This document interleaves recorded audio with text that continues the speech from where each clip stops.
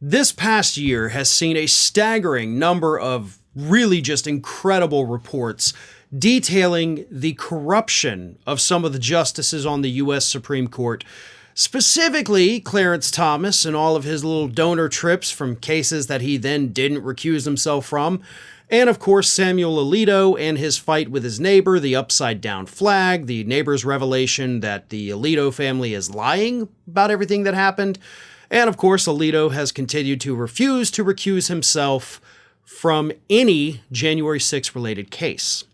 So people are paying attention, but more importantly, people are getting pissed. And that leads me to another viewer question. This one comes from Power Hound, who says, what will it take before any actual checks and balances are put in place for the Supreme Court? It feels, it doesn't feel anymore like the Supreme Court is allowed to do what they want with no consequences. Some of it feels like it could be resolved by putting term limits on these judges.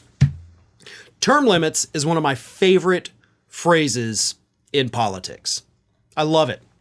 I think we need to have it for the House, for the Senate, for judges, not just on the Supreme Court. Any judge anywhere in this country.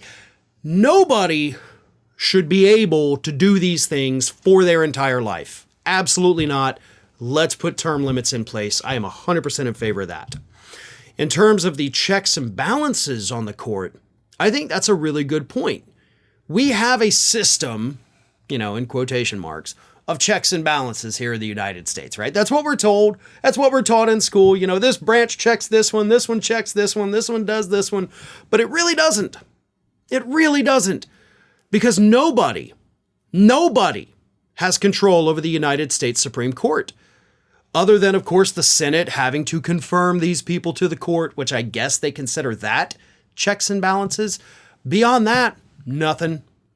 There's not even a code of ethics for judges on the Supreme Court. There is a code of ethics for every other federal judge in the United States, but not an official one for the U.S. Supreme Court. And I guess people would say, but we do have checks and balances because the House and Senate can impeach them. Ha ha ha. Sure, yeah, I guess so, right? Good luck with that. You really think you're going to get 66 members of the Senate? Is it 66 or 67? Anyway, one of those numbers. Do you think you're going to get 66 or 67 members of the Senate to vote to remove a Supreme Court justice? Do you ever think, at any point in the foreseeable future, we are going to have one single party having a 16 or 17 point advantage in the U.S. Senate again? I don't. I mean, hell, at this point, either party would be lucky to have a 5-seat, 10-seat advantage, 55 to 45. But you're not going to flip 11 more people to be able to remove a Supreme Court judge. And because of that, that system of checks and balances that is in place isn't actually there, because the threshold is so insanely high and those Supreme Court seats are so heavily guarded by the party that put the people there that you're never going to get one party to go with the other to vote out a judge. It just ain't going to happen. So we need to amend this.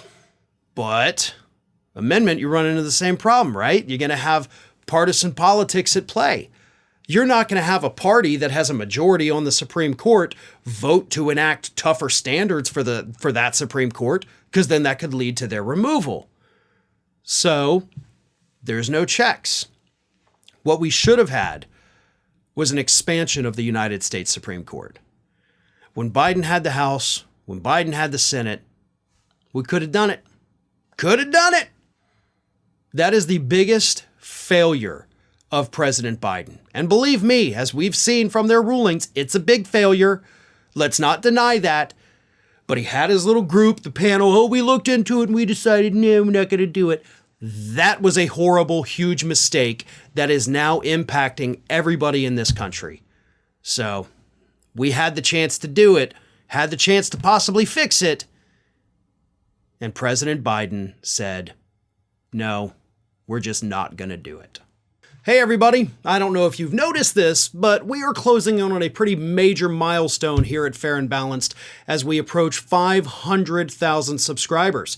But we're not there yet, and we definitely need your support. So if you're not already, please do subscribe to the channel, and don't forget, like and comment on the videos and share them as widely as possible.